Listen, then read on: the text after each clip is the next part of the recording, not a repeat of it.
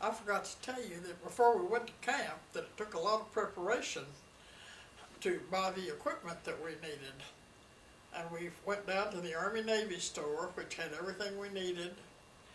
And one of the big things we bought was a big, heavy, yellow slicker, horseback riding slicker. And they were the heavy oilskin like the fishermen wore off the coast of Maine. And they were really heavy things. But they were split in the back with a hood type thing that came down to fit over your saddle. And so they were made for horseback riders. And there were so many people from Amarillo that used to go to Chile camp that the Army-Navy store, who's owned by a man named Pfefferman, had all of the equipment that we needed. The boots. Now, I didn't get to have a pair of cowboy boots. I was supposed to wear my hiking boots for riding as well as hiking. But nevertheless, they were good boots. And I did a lot of hiking that first summer, did a lot of mountain climbing, and a lot of camping out. As a matter of fact, I was a busy girl all summer long. And toward the end of the summer, the first summer, I was taking a nap one Sunday afternoon, and I woke up, that cabin was empty. I ran down to the chapel, which was outdoors at that time. The big Frank Chile Chapel, Memorial Chapel, had not been built, and it was outside. And lo and behold, Mr. Chile was there, and it was announced that I had won my gold key, which was the top award for a camper, and still is the top award for a camper at Chile Camp. And I was very surprised that I had won it. And my friend Julia Menninger had won hers, and another friend named Betty Kicksmiller, who was a horseback rider. As it turned out, I was the camper, Betty was the horseback rider, and Julia was the hiker. And back in those days, it was customary for the junior counselors of the people who had won their keys to be invited back to be a junior counselor the next year.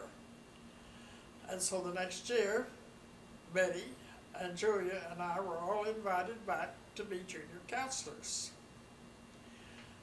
And we had a wonderful friendship. And then the third year, we were all invited back to be counselors' aides, again in the field that we were more proficient in.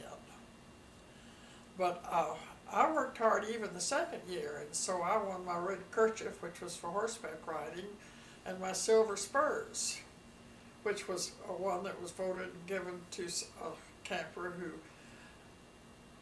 was well-rounded and went into all activities. And the third year, I won my gold spurs, which was a higher award than the silver spurs. Well, unfortunately, when my house was broken into, my spurs were both stolen. Both pairs of my spurs were stolen, and as was my gold key. Everything I had was stolen.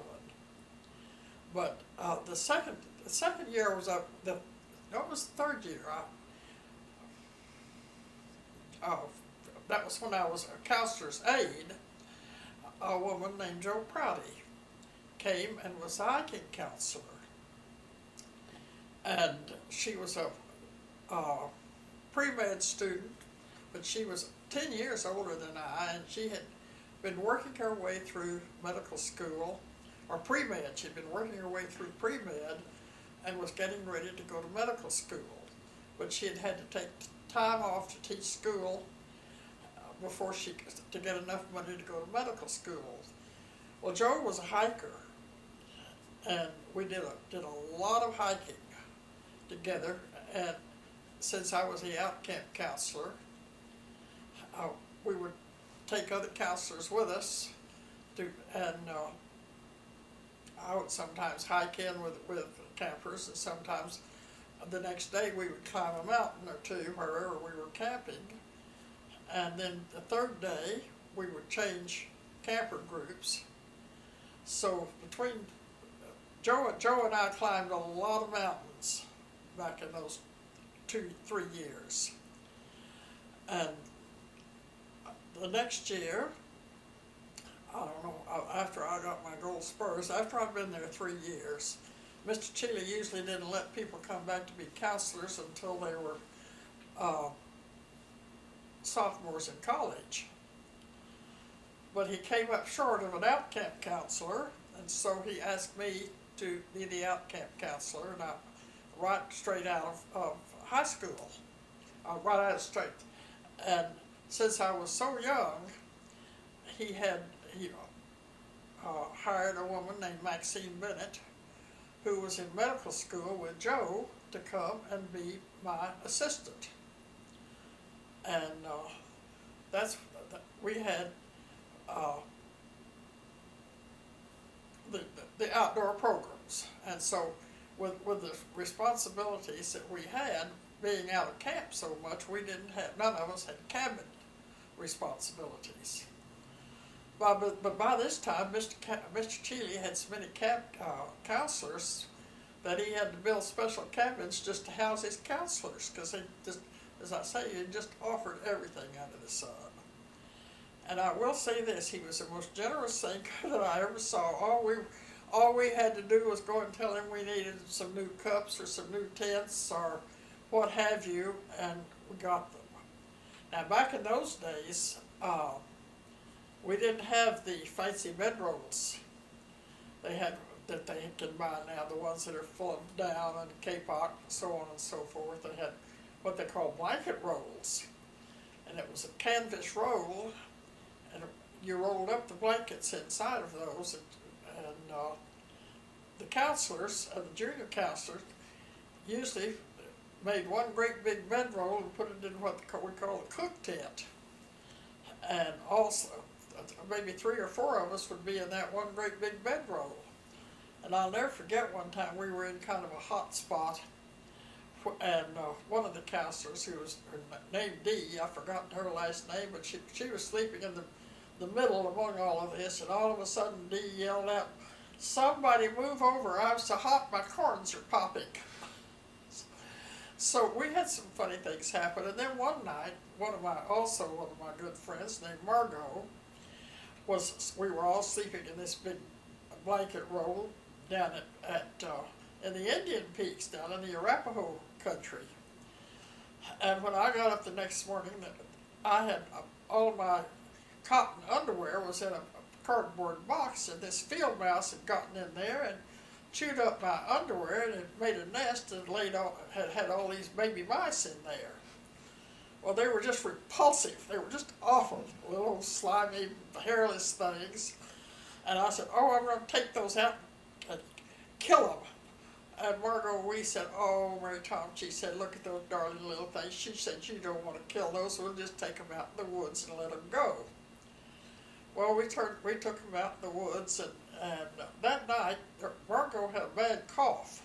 He had a bucket of water by her head, and she was drinking water all night long. We heard this scurrying back and forth behind our heads all night long, and got up the next morning, and here were all these dead mice floating in her water. The mother mouse had gone out in the country and brought them back to put them back in that warm nest they had there, and when she did, she climbed over that water bucket and accidentally dropped them in there, and Margot had been drinking that water all night long. And I'm surprised she ever spoke to me again, because I looked at him and I said, "Oh, okay, you through?" I said, "Oh, look at those darling little things. Aren't they the cutest little things you ever saw?" She was ready to kill me. I think I ought to tell you about some of the special hikes that we got to go on, because we really got to go on some real special ones. One of the main ones that we did it 2 years, was to hike up to the boulder field for Long's Peak. And back in those days, they had a ranger cabin up on top of there where we could spend the night. And we would spend the first day, we'd hike up to the ranger cabin, and the rangers would fix wonderful food. And then we'd go up in the second floor in the loft and to sleep on mattresses.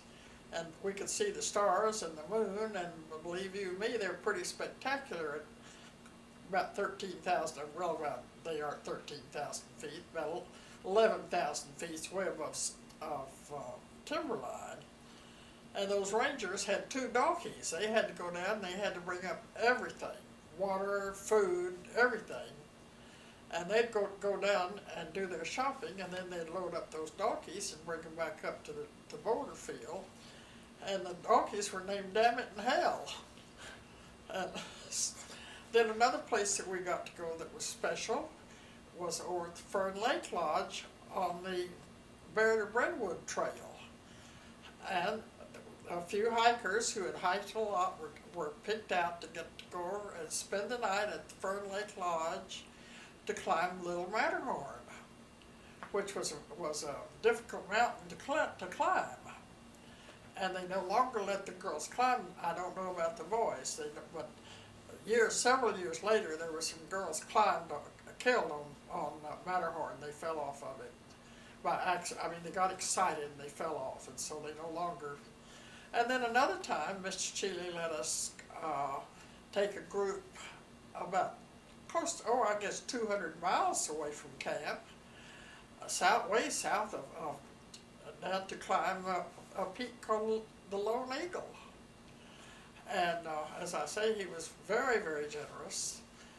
And I'm not sure, but I believe it was last year I was a counselor.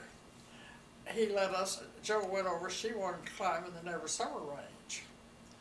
And so she talked him into letting us take 28 kids over for 3 days at a dude ranch at the foot of the mountains, in the foot of the mountains Never Summer Range.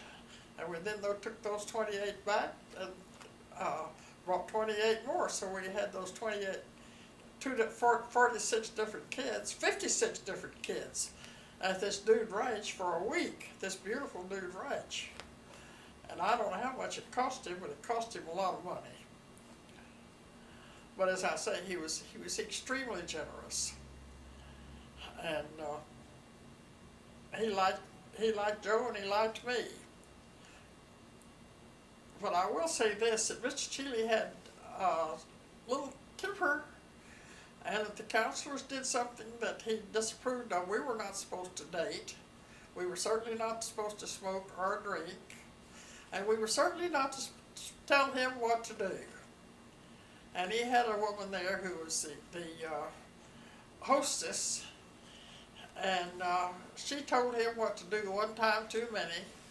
And she was living in the cabin with me. As I said, he built cabins for counselors. And there were 14 of us in this cabin. And one night here came Mr. Chile in the middle of the night. And he slammed her drawer up and back and forth, and he got her trunk out, and he packed her trunk up and took her to Denver and sent her home. And one day, somebody in that same cabin had been complaining that the Mecca woman, they call the woman who cleaned the Meccas, the bathrooms, we call the bathrooms the Mecca, had not been cleaning our one bathroom. And so one morning on my day off, I had come in and had washed my hair and was getting ready to go someplace, but I was still sitting there in my underwear. And I had the hose, and I had hosed out the bathroom, and had cleaned it up. That was all it took, was just to take a hose and hose down that concrete bathroom. It was no big deal. Well, all of a sudden I heard this car roar up outside, and the rocks go back and forth from the rear tires where he had thrown on the brakes. And here came Mr. Chile dragging a hose in the cabin. I'm not too good to clean up that cabin. Here I've got 14 women in this cabin, and all of them are too good to clean it up. Well, there I sat in my underwear, and I didn't have time to do anything, and I got up and started jumping up and down and saying, Chief, it's already clean, I just cleaned it. and he walked in and saw that it was wet, so he calmed down a little bit. But he really was mad, and he would have a temper. But he never did. As I say, he liked me, and I never was. But I was over one day. I'll never forget this. When I was the out-camp counselor, we packed our eggs in number 5 jelly cans and wrapped each egg individually and packed them in there. Well, I was down underneath the boys' kitchen at the storeroom packing eggs for one of my trips, and I started out and I had 2 jelly cans full of eggs. Well, he was walking by in front of the house, and as I walked out, I stubbed my toe. The door was raised up and there was a board across it, and I stuck my toe on that board and fell face forward with all those eggs. And they broke all over the place, and there I lay, face down. Mr. Cheeley, who always wore a campaign hat, walked by, and he didn't have too much hair, but he didn't turn a hair. He just walked right by and tipped his hat to me and said, "Morning, Tommy," with me lying there and all these broken eggs. So